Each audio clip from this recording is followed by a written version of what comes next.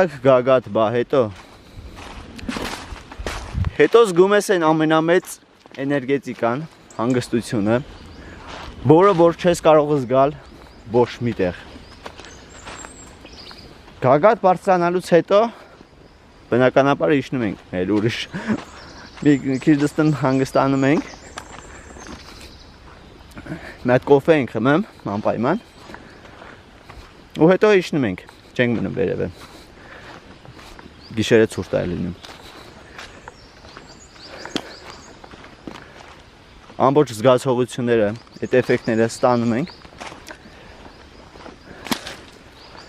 Էներգետիկան վերցնում ենք ու իջնում ենք հետ։ Որ հաջորդ անգամ էլի նորից բարձրանանք։